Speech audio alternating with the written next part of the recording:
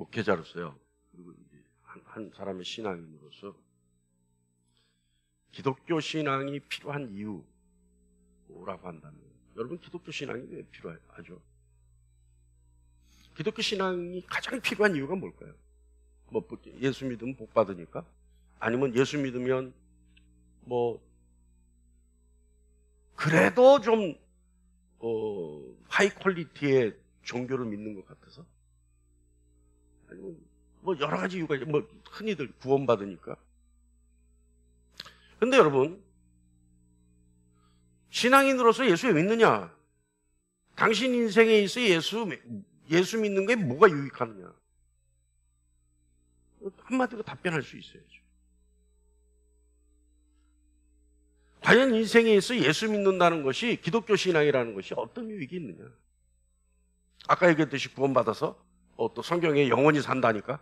죽은 자도 다시 살아난다니까? 그리고 뭐 영속할 수 있으니까. 그런데 여러분, 그냥 구원받는다라고 한다는 걸로 기독교 신앙을 믿는다면, 그러니까 다시 말하면 영원히 사는 것, 죽은 자가 다시 살아나서 예수 그리스도 앞에서 다시 영원히 사는 것, 이걸로 이걸로 예수를 믿는다면, 이 구원 하나로 예수를 믿는다면 어때요? 과연 인생에서 유익할까요? 기독교 신앙이라는 것이. 기독교 신앙이 구원받기 위해서 예수 믿습니다 한다면 과연 그 예수 믿는 목적이 주는 유익이 인생에 있어 있겠느냐? 저는요, 예수 믿어서 구원받는다면 인생 막 살 수 있을 것 같아요. 막 살 수 있을 것 같아요. 옛날에 그랬거든요. 아니, 예수 믿어서 구원받는다면 죽기 직전에, 막 살다가 죽기 직전에 예수 믿으면 되지. 그렇잖아요. 세상 아무렇게나 살다가 죽기 직전에 예수 믿으면 되지. 그럼 구원 받을 거 아니에요, 그래도. 구원을 위해서 예수 믿는다면. 그렇게 되면 어떻게 인생 허비하게 되는 거죠. 적절한 시기에, 적절한 타이밍에 예수 믿으면 되는 거니까. 또 반대로요, 아주 상당히 위축될 것 같아요. 그러니까 예수 믿어서 구원받는데 나는 예수 안 믿으니까, 구원 못 받으니까 위축될 것 같다 이 말이죠. 그래서 심지어 미리 포기해버릴 수도 있을 것 같아요. 삶이 어려울 때. 그죠? 힘들고 어렵고 두려울 때, 난 예수 안 믿으니까, 까짓 거 포기해버리지 뭐. 예수 믿는 사람들이나 구원받으면 돼요. 그렇지 않아요? 뭐 몇 가지만 얘기했습니다만은. 사람들은 종교의 필요성을 어디서 찾을까요? 다른 신앙, 뭐 기독교 신앙 말고 전체를 아울러서 종교라고 하는 그 종교를 어디에서 유익을 찾고 종교가 필요하다고 하는 것을 어디서 그 메리트를 찾을 수 있을까요? 거의 다가 두려움입니다. 두려움에 대한 해소 차원에서 종교를 가지려고 해요. 그러니까 그 두려움을 피할 것이냐, 만나지 않을 것이냐. 그래서 뭐 제가 흔히들 옛날에 들은 얘기지만 제가 흔히 비유할 때 점자애가 오늘은 동쪽으로 가지 말고, 여러분 일간지에 나오는 그 뭐죠? 신문에 나오는 그 뭐죠? 오늘의 운세 보신 적 있어요? 저 옛날에 쓰면서 또 근데 옛날에 보면 그래요. 동쪽으로 가지 말고 무슨 뭐 띠별로 나오잖아요. 뭐 어디로 가면 기린을 만나고 이런 거 있잖아요. 그러니까 뭐예요? 그러니까 오직 두려움의 해소. 그러니까 내가 잘 돼야 된다라고, 잘못되는 것에 대한 두려움의 해소를 위해서 종교를 갖는 거예요. 그러다 보니까 이게 뭐가 돼요? 잘 돼야 되는 쪽으로 치우치다 보니까 이 기복신앙이 되는 거예요. 그러면 이렇게 하면 복 받는다, 이렇게 하면 복 받는다, 이렇게 하면 복 받는다, 이렇게 하면 흉한 길을 다 피해갈 수 있다. 이거거든, 종교의 필요성. 그런데 여러분, 기독교 신앙은 그것이 아닙니다. 기독교 신앙의 유익은 그런 게 아니에요. 그런 하찮은 인생사에 있어 좌나 우로나 뭐 이런 갈림길에서 어떤 길을 선택할지에 대한 것이 아니에요. 이건 좀 하등한 종교들이 얘기하는 거죠. 기독교 신앙은 그거 아니에요. 기독교 신앙은 고등해요. 가장 고등해요. 그래서 제가 옛날에 성기동교회 어떤 목사님하고 그 목사님하고 신방 권사님이 귀신 들렸다는 사람 집에 이제 신방을 갔는데 그러더래요. 그 귀신 들린 사람이. 아이고 1등신 믿는 사람이 여길 왜 왔느냐. 나는 3등신인데 1등신 믿는 사람. 그러니까 하나님 믿는 사람이 여기 왜 왔느냐 이런 소리겠죠. 근데 여러분 기독교 신앙은요. 자, 진리를 알았다고 하는 가정하에 진리를 모르면 안 됩니다. 이게 안 돼요. 근데 진리를 알았다라고 하는 가정하에 기독교 신앙의 유익점은 어디 있느냐? 저주를 끊고 저주를 벗어나는 데 있어요. 기독교 신앙. 그러니까 기독교 신앙은 우리가 가지고 있는 저주를 벗어나는 데 있는 거예요. 끊어버리고 벗어나는 데. 그러니까 저주로부터 자유로운 데 있다. 이 말이에요. 창세기 3장 17절에 하나님이 아담을 저주하십니다. 하나님 저주라고 써 있어요. 하나님이 저주하셔서 이렇게 써 있어요. 너는 내 평생에 수고하여 그 소산을 먹으리라. 그러니까 아담과 하와가 하나님이 주시던 것을 먹다가 하나님 앞에 죄를 짓자 하나님이 아담과 하와를 저주하시면서 뭐라 그러시냐면 너는 내 평생에 수고하여 그 소산을 먹으리라. 그러니까 이제는 그냥 먹을 수 없고 어떻게 해요? 땀을 흘려야 고생한 만큼 먹는 거예요. 그러니까 이제껏 마음껏 누리는 삶에서 어떻게 해요? 땀을 흘리는 삶으로 바뀌었어요. 마음껏 먹고 자유롭게 먹고 먹을 것에 대한 어떤 걱정도 없는 상태에서 저주를 받자 어떻게 돼요? 고생을 해야 먹어요. 그냥은 절대 먹을 수가 없어요. 이게 저주예요. 인생에 있어 저주가 이제 이렇게 시작되는 거예요. 다음에 카인에게 저주하십니다. 창세기 4장 12절에 카인에게 저주하실 때 뭐라고 저주하시냐면 내가 밭을 갈아도 땅이 다시 그 효력을 내게 주지 아니할 것이요. 그러니까 아담 때는 땀을 흘려서 소산으로 먹고 살 수 있었는데 가인 때가 돼서 저주를 받자 어떻게 돼요? 땀을 흘려도 소산을 받지 못해요. 그러면 어떻게 먹고 살아야 돼요? 남의 것을 뺏어서 먹고 살아야 돼요. 이 세상이 이렇게 된 거예요. 남의 것을 뺏어서 먹고 살아요. 여러분 저주 이 기사들 전에 하나님이 저주하사 이렇게 돼 있어요. 그러니까 저주라는 건 뭐냐면 인간이 가지고 있는 한계가 책정되는 게 저주입니다. 그러니까 아담은 마음껏 무엇든지 먹을 수 있는 한계가 없는 삶에서 한계가 거졌어요. 어떤 한계예요? 땀을 흘려야만 되는 한계를 거졌어요. 그게 저주예요. 가인은 또 다른 한계가 주어졌어요. 그 한계가 뭐예요? 땀을 흘려도 먹을 수가 없어요. 그러니까 뺏어서 먹는, 도적질해서 먹는 저주로 바뀌었어요. 한계로 바뀌어버렸어요. 제가 상담할 때 가끔 얘기하죠. 모든 인간이 가지고 있는 저주가 있어요. 아담과 하와가 받았던 저주예요. 어떤 저주예요?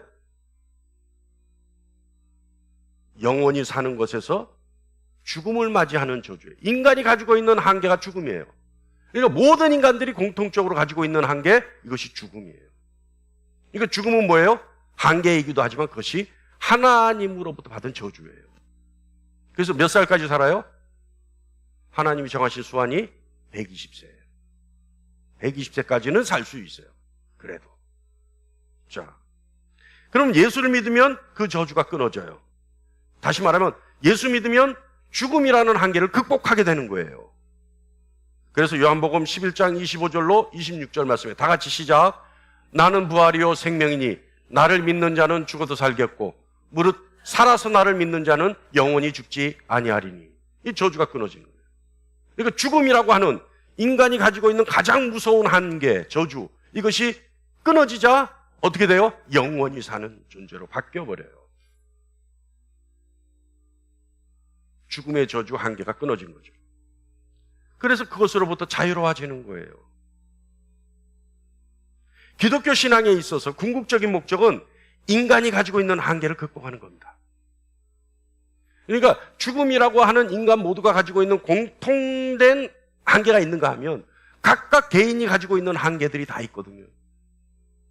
그러니까 기독교 신앙이라고 하는 것은 그 저주로부터 자유로워지는 것이 기독교 신앙의 유익점이에요. 아멘? 여러분이 스스로가 생각하는 한계가 있습니까? 그 저주예요. 그것이 저주예요. 뭐 저주하니까 막 평생 막 악담을 하는 것이 저주라고 생각하는데 그것이 아니라 한계가 책정되는 게 저주란 말이에요. 여러분 각각 가지고 있는 저주가 있을 거 아니에요. 한계가 있을 거 아니에요. 그 한계가, 핸디캡이 극복이 되는 거예요. 극복이 되는 거예요. 도저히 내 힘으로 안 되는 것이 내 힘으로 발버둥 쳐도 극복할 수 없는 그 한계가 예수 믿음으로 해서 어떻게 된다고요? 어떻게 된다고요? 극복이 돼버리는 거예요. 극복이 되는 거예요. 그러니까 죽음이라는 한계를 극복하듯이 극복이 되죠. 그러니까 한계가 극복이 되니까 자유로워지는 거예요. 할렐루야. 그게 예수 믿는 목적입니다. 다시 말하면 인생에 있어 유익한 것이, 기독교 신앙이 유익을 주는 것이 그거예요. 여러분 구원받은 삶이란 뭘까요? 저주가 끊어진 삶이에요. 다시 말하면 한계가 극복된 삶을 말하는 거예요. 그래서 예수 믿으면 구원받는데 구원받는 것이 중요한 것이 아니라 뭐가 중요하다? 구원받은 자의 삶을 사는 게 중요한 거예요. 그러니까 예수 믿을 때 함부로 살다가 막 살다가 마지막에 예수 믿으면 되지, 그거는 구원의 목적이 있으니까 그렇게 얘기하는 것이고, 구원받은 자의 삶을 살기 위해서는 어떻게 해야 돼요? 지금 당장 예수 믿어서 그 구원받은 구원의 삶을 소급받아야 되는 거예요. 할렐루야. 이해하십니까? 그래서 지금 내가 구원받은 자의 삶을 살 수 있어야 되는 겁니다. 이거는요, 하나님 안에서 주어지는 삶이에요. 이 모든 한계가 극복되어진 삶. 다시 말하면 구원받은 자의 삶. 이거 하나님 안에서 주어지는 거예요. 이게 뭐예요? 하나님의 절대 주권에 의해서 주어지는 거예요. 내 노력이 아니에요. 내가 예수 믿어서 내가 회개하고 제사함 받으니까 하나님이 일방적으로 부어주신 은혜가 모든 저주가 끊어지는 삶, 모든 한계가 극복되는 삶, 하나님의 절대 주권에 의해서 주어지는 삶입니다. 할렐루야. 그러다 보니까 어떤 삶을 살아요? 자유한 삶을 살아요. 이것이 기독교 신앙이 주는 유익의 두 번째예요. 자유로운 삶을 살아요. 왜 자유해요? 왜 자유? 어떻게 자유할 수가 있어요? 이것도 그냥 자유한 게 아니에요. 메커니즘이 있어요. 이유가 있단 말이에요. 어떻게 자유로워지느냐? 저주가 다 끊어졌어요. 한계가 극복됐어요. 예수 믿어서 제사함 받고 성령을 선물로 받았어요. 그래서 성령이 이끄는 삶을 사니까 안에서 뭐가 일어나요? 사랑과 희락과 화평 일어나요. 사랑과 희락과 화평이 충만하고 넘쳐나니까 자유한 거예요, 그 사람은. 그래서 예수 믿은 사람, 성령의 열매가 맺힌 사람 얼굴이 훤한 거예요. 요즘 뭐 날씨가 더우니까 얼굴이 다 타서 새카만데, 새카마서 안 훤해, 새카마니까 훤하지 않습니다. 없어요. 새카매도 훤해요, 예수 믿는 사람은. 그래서 흑인들도 초콜릿이지만 어때요? 훤해요, 예수 믿는 사람. 보면 알아요. 보면 알아요. 그게 자유한 삶이에요. 자유한 삶. 사랑과 희락과 화평, 이것이 내 안에서 넘쳐나니까 이 사람은 그 어떤 상황에서도 평화로운 거예요. 자유로운 거예요. 사랑이 넘쳐나는 거예요. 네? 그래서 자유한 삶을 사죠. 이건 뭐 역시 뭐예요? 하나님의 절대 주권. 하나님이 일방적으로 주시는 거예요. 성령을 통해서. 이 사람들. 그러다 보니까 세 번째, 짐에서 벗어나요. 인생에 짊어지고 가는 짐을 벗어버려요. 그래서 죽음의 짐, 죽음의 두려움도 벗어버려요. 근심 걱정 다 벗어버려요. 왜냐하면 여러분, 이 근심 걱정이 왜 없어지냐면, 인생에 있어 가장 큰 근심 걱정은 어디서부터 오냐면 결핍으로부터 옵니다. 결핍. 그러니까 내가 있어야 되는데 없는 것으로부터, 충족되지 않는 것으로부터 근심 걱정이 와요. 그러니까 내가 반드시 이것이 있어야 되는데 이것이 없기 때문에 나타나는 것이 근심 걱정입니다. 그건 결핍이에요. 결핍. 그걸 결핍이라 그래요. 그러니까 결핍, 결여돼 있고 결핍되고, 그래서 충족되지 않고 메꾸어지지 않고 채워지지 않는 것으로부터 근심 걱정이 오는 거예요. 그러니까 채워져야 되니까, 채워야 되니까, 채워지지 않으면 안 되니까 근심 걱정하는 거예요. 그런데 이 결핍, 결여도 하나님의 절대 주권으로부터 채워지기 때문에. 왜냐하면 그런 근심 걱정에 대한 짐을 벗을 수 있기 때문에 하나님을 의지하고 하나님을 신뢰하고 하나님이 주실 것이라고 하는 강력한 소망을 품고 있기 때문에 결여로부터 결핍으로부터 오는 근심 걱정이 사라집니다. 결핍이 없는 게 아니에요. 결여도 있을 수 있어요. 그러나 그에 따른 파생되는 영향력으로부터 자유할 수 있다는 거죠. 할렐루야. 이것도 하나님이 절대 주권으로 공급해 주시는 거예요. 그래서 이 같은 삶을 살 때 우리는 뭐라 그러냐? 충만한 삶을 살고 있다라고 얘기하는 거예요. 그것이 샬롬이에요. 샬롬. 그것이. 그냥 내가 충만하다. 내가 오늘 충만했어. 주로 어디서 그래요? 기도회 때 그러죠. 충만했다. 막 카타르시스가 막 해가지고 막 흥분돼가지고 막 순간 막 깜빡할 정도로 모든 걸 다 잊어버리고 막 오직 여기에 몰입돼 있다 보니까 충만해. 그건 충만한 게 아니에요. 그거는 흥분한 거지. 그건 흥분한 거예요. 그건 흥부가 독가 지나치면 그렇게 돼요.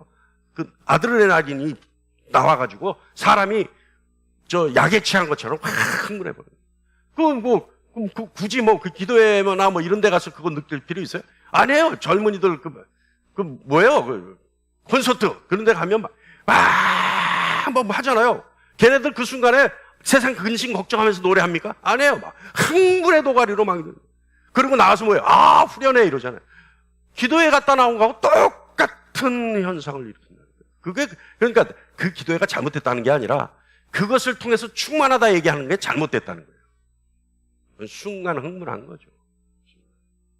네. 여러분,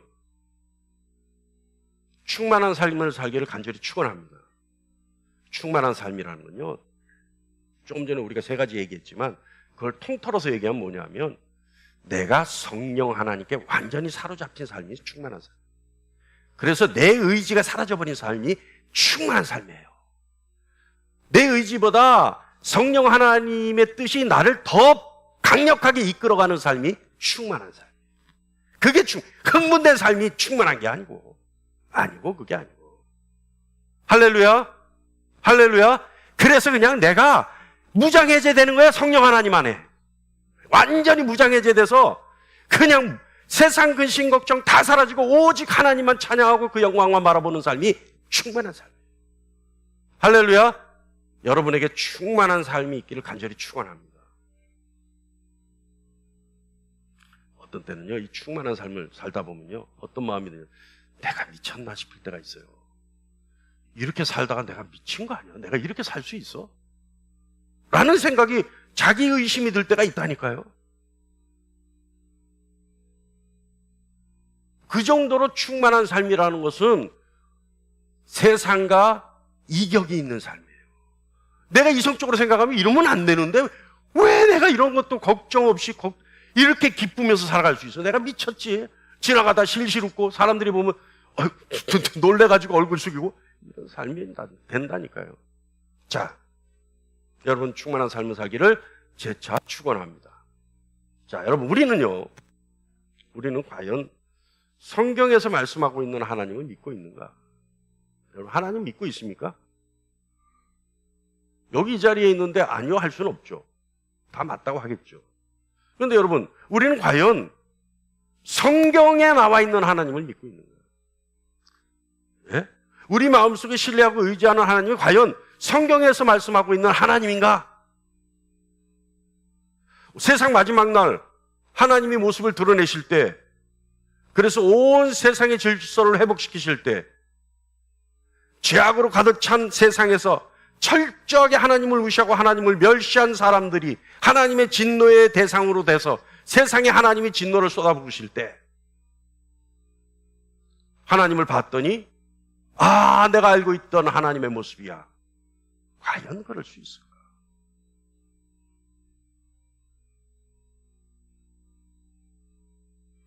로마서 9장 19절은요. 하나님의 모습에 이의를 제기하는 사람들에게 바울이 얘기하는 겁니다. 그러니까 하나님의 모습에서 이의를 제기하는 사람들이 로마서 9장 19절 말씀을 하는 거예요. 혹 내가 내게 말하기를, 네가 내게 말하기를이에요. 그러니까 바울에게 얘기하는 거예요. 이게 지금 네가 나 바울에게 얘기하기를 하나님이 어찌하여 허물 하시느냐? 하나님이 어찌 허물이 있느냐? 이렇게 얘기해요. 그러니까 누가 그 뜻을 대적하느냐 하려. 자, 이게 무슨 말이냐면 하나님이, 자, 여러분 보세요. 하나님이 긍휼히 여길 자를 긍휼히 여기시죠. 맞습니까? 맞습니까? 하나님이 긍휼히 여길 자를 긍휼히 여기시죠. 하나님이 완악하게 할 자를 완악하게 하시죠. 자, 그렇다면 하나님이 완악하게 한 자들이 하나님이 주권자 하나님이 인간을 완악하게 하셨으니까 그 사람이 완악하게 된 거 아니냐? 그렇다면 이 완악하게 된 사람이 자기 책임이냐 하나님 책임이냐 이 얘기예요. 어떻게 하나님이 완악하게 하셨는데 감히 하나님을 대적해서 착한 사람이 될 수 있겠느냐 이 얘기예요. 할렐루야. 그 얘기예요. 이 사람이 똑똑한 사람이죠. 그러니까 얼르고 뺨친다는 게 이거예요. 하나님을 높이 하는 것 같은데 사실은 하나님을 멸시하는 말이죠. 그러니까 하나님이 완악하게 만드셨으니까 이 사람이 완악하게 된 것인데 이 사람이 완악하게 안 되려고 발버둥 쳐봐야 하나님의 주권을 대적하는 거니까 그건 더 말이 안 되는 거 아니냐. 그러니까 이 사람이 완악하게 된 것은 하나님이 하신 것이고 그렇다면 하나님이 허물이 있는 분이다라는 거예요. 그렇다면. 근데 로마서 9장 17절 18절에 바울은 먼저 이렇게 얘기합니다. 다 같이요. 제가 읽을게요. 내가 이 일을 위하여 너를 세웠으니 곧 너로 말미암아 내 능력을 보이고 내 이름이 온 땅에 전파되게 하려 함이라 하셨으니 그런즉 하나님께서 하시고자 하는 자를 긍휼히 여기시고 하나님 하시고자 하는 자를 완악하게 하시느니라. 이 얘기를 하고 이제 그 얘기가 나온 거죠. 19절 얘기가 나온 거죠. 자, 여러분 하나님이 완악하게 하신 것이 맞다면 아까도 얘기했지만 누구도 하나님 뜻을 거스르거나 오히려 반대로 행동할 수 없습니다. 자, 이제부터 생각해봐요.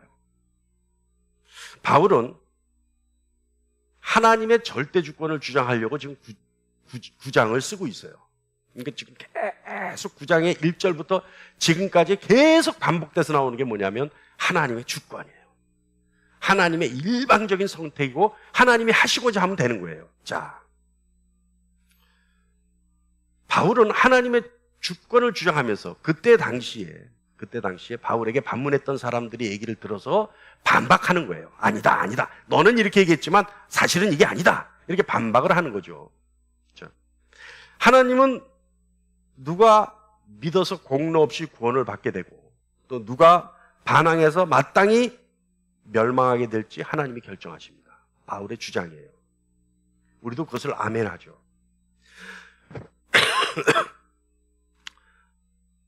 그런데 그들은 하나님이 선택한 긍휼히 여길 자들은 태어나서 선악을 행하기도 전에 하나님이 결정하셨어요. 그래서 야곱을 사랑하시고 에서를 미워해서 멸망에 내주시게 되죠. 다른 말로 하면 하나님은 긍휼을 얻을 자와 그렇지 못할 자를 결정할 때 다른 어떤 외적 상을 절대 보지 않으십니다. 그러니까 어떤 외부로부터의 영향력에 노출되지 않는다는 얘기죠. 자, 그런데 하나님이 이렇게 결정하시고 완악하게 하신 사람을 완악하게 만드시는데 어떻게 하나님이 의로울 수 있는가? 그래서 바울은 하나님의 결정에 대해서 악하다 선하다 평가하기 이전에 무엇이 강조되어야 되는지 거기에 대해서 우리에게 14절부터 18절 답을 제시합니다. 그리고 두 가지를 우리에게 얘기하죠. 첫 번째가 뭐냐면 21절의 토기장 얘기예요. 21절 토기장 얘기. 첫 번째는 진흙이 토기장에 의해서 판단되어서 만들어지는 것이고 진흙이 어떻게 토기장이를 판단할 수 있겠느냐라는 거죠. 바울은요, 흙을 가지고 다양한 모양의 그릇을 만들 권한과 권리는 진흙이 아닌 토기장에게 있다고 말합니다. 이게 만든 자의 결정이라는 거죠. 만든 자의 결정. 자, 21절 우리 다 같이 한번 읽어보실까요? 시작. 토기장이가 진흙 한 덩어리로 하나는 귀히 쓸 그릇을 하나는 천이 쓸 그릇을 만들 고난이 없느냐. 이건 전적으로 토기장의 뜻에 달려 있다는 거죠. 그죠? 그리고 20절에 이렇게 묻습니다. 이 사람아, 내가 누구에게 감히 하나님께 반문하느냐? 지음받은 물건이 지은 자에게 어찌 나를 이같이 만들었느냐? 이렇게 얘기한다고 했죠, 아까. 근데 이건 다른 말로 하면요, 인간의 가치와 기준과 통찰로는 하나님을 판단하지 못한다. 다시 말하면 어찌 나를 이같이 만들었느냐 말하는 것은 하나님께 당신은 어리석고 불의한 방법으로 당신의 주권을 행사하고 있습니다, 얘기하는 것과 같다는 거예요. 이해하십니까? 그러니까 여러분, 쉽게 얘기하면 부모님이 나한테 조금 잘못해 준다고 해서 왜 나를 낳았냐고 생떼 쓸 수 있어요? 네? 생떼 쓸 수 있어요, 없어요? 근데요, 생떼 쓰는 애들 잘 들어보면요, 전부 지책이에요. 내가 어렸을 때는 나도 한번 때를 한 두세 번 써봤거든요. 그러다 우리 아버님한테 오지게 맞았는데, 네? 근데 나중에 성인이 되고 나서, 나중에 어느 정도 철이 들고 나서 생각해 보니까 아버지한테 생떼를 썼던 그 이유들의 원인을 찾아보니까 전부 내 책임이에요. 전부 내 책임이더라고요. 그런데 바울의 얘기는 진흙이 어떻게 토기장이한테 나를 이렇게 만들었느냐라고 얘기할 수 있느냐는 거예요. 근데 그걸 만들었느냐고 얘기할 수는 있지만 사실은 그 얘기 자체가 어떤 의미냐면 당신은 불의하고 아직도 서투르기 때문에 나를 이렇게 만들었습니다 얘기하는 것과 같은 의미라는 거예요. 이것이 불리하다는 거예요. 이것이 하나님의 주권을 인정하지 못하는 데서 나온다는 거죠.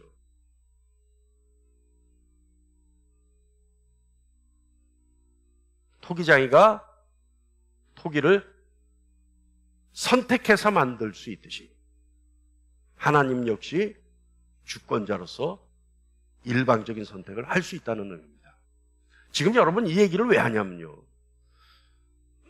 조금 있다가 이제 세계적인 명설교자 조나단 에드워드가 여기에 대해서 한 얘기를 제가 쭉 읽어드릴 거예요. 왜냐하면 이런 부분에서 하나님에 대한 지식을 알고 있지 않으면, 인정하지 않으면 하나님의 단면만 보고 하나님을 믿을 수 있다라고 하는 우려 때문에 이런 것들을 얘기하는 거예요. 그러니까 360도 그림자 없는 하나님을 전부 보고 하나님을 믿어야지, 한쪽 면만 보고 가려진 부분을 알지 못한 채 하나님을 믿으면 잘못된 하나님을 믿게 된다는 거죠. 그 뜻이에요. 지금 바울이 지금 9장에서 하는 얘기들이 다 그런 의미예요. 그러니까 악하다, 선하다, 토기장이 진흙, 완악하게 만들고 긍휼, 이게 다 중요한 게 아니라 이것 위에 있는 하나님이 어떤 분인지에 대해서 알기를 원하는 거예요. 할렐루야. 자, 두 번째는요, 긍휼의 그릇이 하나님의 영광을 알게 하는 것에 목적이 있다는 거예요. 다시 말하면 긍휼함으로 선택받은 자가 완악하게 만든 하나님의 선택을 보면서 뭘 해요? 하나님의 영광을 알게 하는 것에 목적이 있는 거예요. 그러니까 하나님이 일방적으로 이들에게 야곱을 선택하셨듯이, 이삭을 선택하셨듯이 이들에게 하나님의 영광을 드러나게 하는 것이 하나님의 목적이라는 거예요. 여러분, 한편으로 보면요, 그런 의미가 하나님이 너무 편협하고 너무 차신 분이라고 생각할 수 있습니다. 그죠? 여러분, 그렇게 생각 안 들어요? 하나님 웬만하면 다 그냥 해버리지, 왜 하필이면 얘네는 가르고 얘네는 구원받게 하고 왜 얘네는 진노의 그릇이 되게 하느냐 생각할 수 있어요. 있죠? 또 이런 분도 있어요. 나는 구원받았는데 내 가족 중에 진노의 그릇이 있는 사람들은 더 그런 생각할 수 있어요. 또 내 신앙에 자신 없는 사람도 그렇게 생각할 수 있어요. 그런데 그것이 하나님이 악해서가 아니라는 거예요. 악해서가 아니라 하나님의 목적은, 잘 들으셔야 돼요, 하나님의 목적은 긍휼의 그릇이 하나님을 정확하게 알아서 하나님께 더 큰 영광을 드리기를 원하시는 것에 하나님의 목적이 있다는 거예요. 그렇다면 여러분, 하나님의 사랑은 보편 타당합니까? 보편적이에요? 하나님의 사랑이 보편적이에요? 천만에요. 하나님의 사랑은 절대 보편적이지 않습니다. 선택받은 자에게는 긍휼이 폭포수같이 쏟아지지만 완악하게 유기된 자에게는 진노가 폭포수같이 쏟아져요. 그래서 하나님이 로마서 말씀 보면 그때 우리 뭘 했어요? 두고 보시는 거예요. 두고 보시는 거예요. 진노가 그 머리에 쌓이는 것을 두고 보시는 거예요. 자, 하나님이 누구를 사랑하고 하나님이 누구를 미워할지, 누구에게 긍휼을 보이고 누구를 완악하게 할지, 어떤 것을 기이 쓰고 어떤 것을 천히 쓸지 무조건적으로 선택하시는 하나님은 의로우신 분입니다. 믿으십니까? 할렐루야. 이 말이 성경 정체에서 가장 심도 깊은 말이에요. 하나님에 대한 지식. 하나님은요, 죄에 대해서 진노와 심판하는 권능을 가지고 계시지만 하나님의 영광이 가장 충만하게 드러내시기 때문에 진노와 심판을 하십니다. 여러분, 하나님이 무조건적으로 용서하시면 하나님이 의로운 분이십니까? 요즘 아이들이요,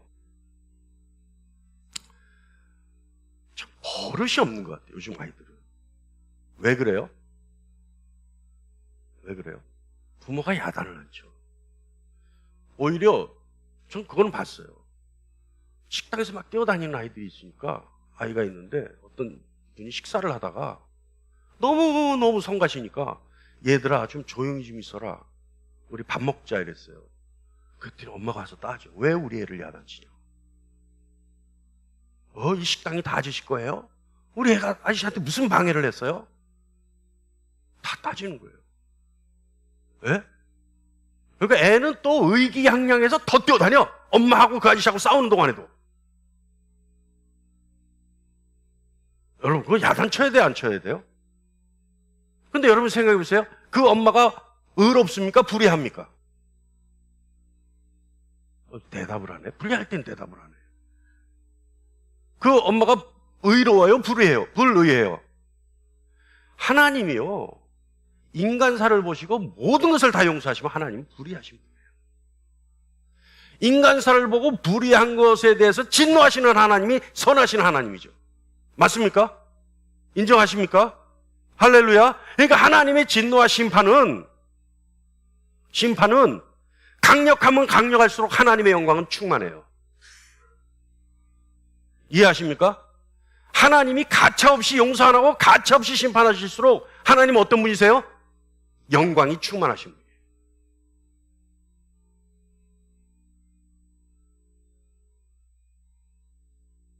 하나님이 심판하시고 진노하시는 것이 강력하면 강력할수록 하나님의 긍휼의 그릇은 온전하다는 것을 세상 사람들이 알아요. 왜? 긍휼의 그릇들은 정말 하나님이 철저하게 보호하시니까. 진노의 불꽃이 폭포수같이 쏟아져도 그들은 하나님이 눈동자같이 지키시니까. 그러니까 하나님의 긍휼이 어때요? 복골복이 아니라 어때요? 철저하게 긍휼하신 거예요. 그들을 보호하시니까. 그러니까 그들로 하여금 어떻게 돼요? 진노와 심판하시는 하나님의 영광을 보게 만드는 거예요. 이 이율배반적인 것 같지만 진리의 말씀 이해하십니까, 여러분? 할렐루야. 이해하시기 바랍니다. 그러니까 뭐예요? 어느 편에 있느냐가 중요한 거죠. 어느 편에 있느냐. 하나님의 힘을 알려면요, 하나님의 진노를 알고 심판을 알아야 하나님의 능력을 알게 되는 거예요. 진노의 강력함과 심판의 철저함을 우리가 봤을 때 하나님의 능력이, 와, 하나님이 이만하신 분이구나. 그 모든 악을 하나님이 철저하게 심판하실 때 모든 긍휼함의 은혜를 입은 자들은 하나님의 영광을 철저하게 높이고 바라보게 되죠. 그래서 그 하나님의 진노와 심판이 강력하고 크면 클수록 어떻게 해요? 하나님을 더욱더 크게 높여서 경배하게 되죠. 이해하십니까, 여러분? 할렐루야. 그러니까 여러분, 물론 이 더운데 여기까지 와서 있는 것만으로도 칭찬받을 만하지만, 칭찬받기 이전에 이끌어서 이 자리에 앉혀주신 하나님께 감사해야 돼요. 안 그래요? 밖에 지금 태양빛이 땡볕이 쏟아지고 있는데 그 진노의 태양빛 피해서 시원한 에어컨 밑에 앉아있는 것 감사해야 된다니까요. 하물며 하나님이 심판하시는 그날, 여러분, 온통 세상이 불덩어리로 바뀌어도 여러분은 하나님의 눈동자같이 지키셔서 생명보호싸개로 감싸시고 편팔 강한 손으로 여러분 끌어안고 계시다. 그 대상이기 때문에 여러분 감사해야 되는 거예요. 그러니까 여러분 그때가 되면요, 여러분 입에서 하나님을 찬양하지 말래도 찬양이 저절로 나오고 하나님을 경배하지 말래도 가장 높이 하나님을 경배하게 된다니까요. 그때 뭐예요? 하나님이 기쁨을 이기지 못하는 거예요. 그런 여러분을 보고 그래서 하나님께 여러분의 경배와 영광이 크고 높고 진지하고 가장 진솔하게 높이기 위해서 하나님은 어떻게 하신다고요? 완악하게 한 자를 완악하게 버려두십니다. 이해하십니까? 할렐루야. 그래서 22절 23절 우리 다 같이 한번 읽어보죠. 시작. 만일 하나님이 그 진노를 보이시고 그의 능력을 알게 하고자 하사 멸하기로 준비된 진노의 그릇을 오래 참으심으로 관용하시고 또한 영광 받기로 예비하신 바 긍휼의 그릇에 대하여 그 영광의 풍성함을 알게 하실지라도 무슨 말 하리요. 그러니까 딱 갈라놓고 하나님이 준비하고 계시다는 거예요. 준비. 네. 그래서 하나님이 딱 갈라놓고 결정적일 때 긍휼의 그릇들이 하나님의 영광을 풍성함을 알게 하기 위해서 하나님이 딱 그렇게 갈라놓고 예비하고 계신다 하더라도 감히 우리가 무슨 말 하겠느냐. 여러분 22절 말씀 보면요, 하나님은 죄에 대해 진노를 보이기 위해 작정하고 계세요. 그 진노를 보이기로 작정하시고 진노에 하나님이 죄에 대해서 진노하셔야 하나님이 거룩한 자임을 세상이 알게 되죠. 또한 하나님은 심판 때 큰 권능을 보이시기로 작정하셨어요. 이 말씀 보면. 그래서 어떻게 해요? 긍휼의 그릇에 대하여 하나님의 영광과 거룩함의 풍성함을 알게 하시고자 하셨다.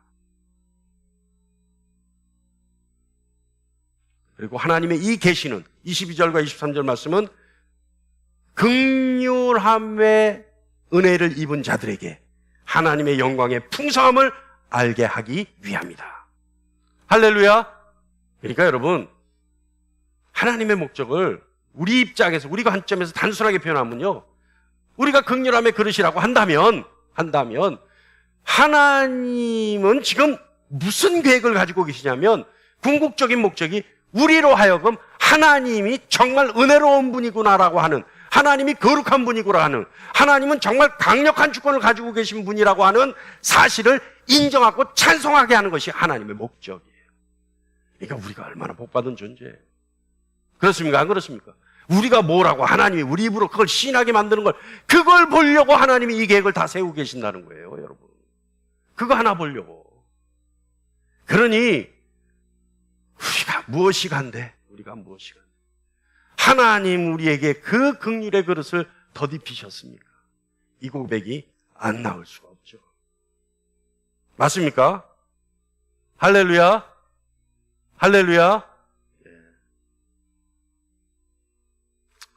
자, 아까 얘기했지만 세계의 명설교자 조나단 에드워즈, 제가 그분 설교집을 한 권 갖고 있는데 정말 읽어보면 정말 좋아요.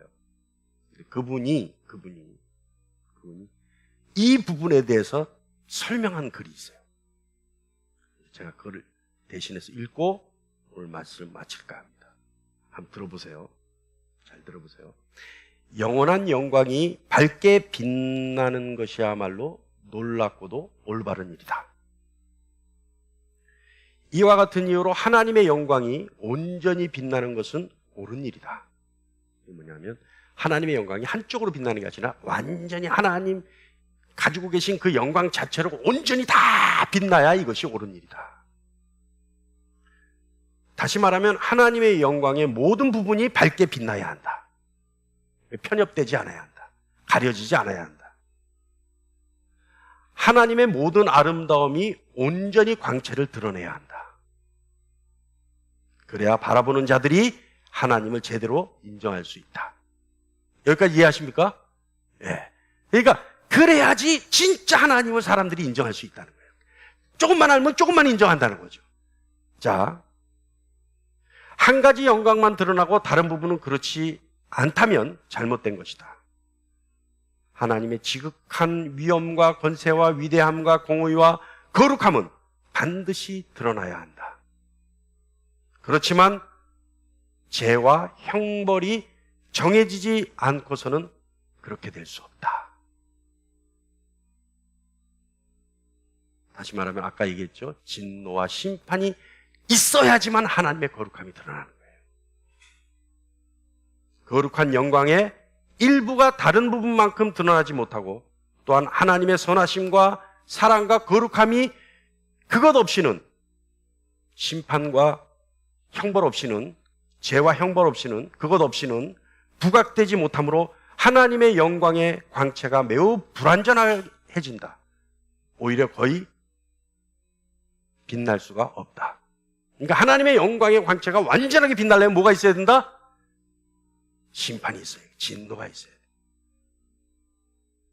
형벌이 있어야 된다. 하나님이 마땅히 죄를 정하시고 깨끗게 하시고 허용하시고 벌하시는 것이 옳지 않다면 죄를 미워하고 어떤 자를 더 사랑하고 섭리를 베푸시는 하나님의 거룩하심과 하나님 되심을 전혀 드러낼 수 없게 된다. 용서할 죄가 없고 구원받아야 할 비참함이 없다면 하나님의 은혜나 진정한 선하심이 전혀 드러나지 못하게 된다. 이해하십니까, 여러분? 할렐루야. 조금 더 있어요. 조금만 더 들어보세요. 하나님이 얼마나 큰 기쁨을 우리에게 주셨는지, 그의 선하심이 얼마나 중요하고 높임을 받을 일인지 하나님에 대한 감각이 크지 않게 되어 왜곡되는 것이다. 따라서 피조물의 지극한 행복과 하나님과의 온전한 교제를 위하여 악은 필수적이다. 이를 위해 하나님은 세상을 만드셨다. 피조물의 행복은 하나님에 대한 지식과 하나님의 사랑에 대한 감각에 있다. 그러니까 우리가 행복하다가 느끼는 것은 하나님에 대한 지식이 많으면 많을수록 우리가 행복하다 느끼게 되는 것이고, 하나님에 대한 느낄 수 있는 감각에 따라서 우리가 더 행복하여질 수 있다는 거예요. 하나님에 대한 지식이 불완전하다면 피조물의 행복도 상당 부분 불완전할 수밖에 없다. 온 세상을 정하시고 다스리시는 분이 하나님이시기 때문에 그분의 영광은 참으로 더 환하게 빛날 것이다. 죄에 대해 미리 아시고 죄를 궁극적으로 다스리시는 하나님을 거부하면, 하나님의 주권을 제한한다면 믿음과 소망과 예배를 파괴하게 되는 것이다. 이것은 하나님의 말씀과 지혜에 대한 큰 모독이다. 다시 말하면 하나님의 말씀을 선별적으로 이해하고 판단한다면 그것은 잘못된 것이라는 거죠. 어떤 말씀이라도 그 말씀이 내가 거부하는 것이 아니라 찔림에 감사할 수 있는 저와 여러분 되기를 간절히 축원합니다. 하나님의 진노와 심판이 있음에 감사할 수 있는 저와 여러분 되기를 간절히 축원합니다. 선택받은 자는 그 진노와 심판에 하나님의 영광을 찬양할 것이요, 선택받지 못한 자는 불안에 떨겠죠. 그러나 하나님의 목적은 선택받은 자가 입술 벌려 하나님의 거룩함을 찬양하게 하는 것, 이것이 하나님이 선택한 목적임을 이 시간 명심하시기를 간절히 축원합니다. 기도하겠습니다.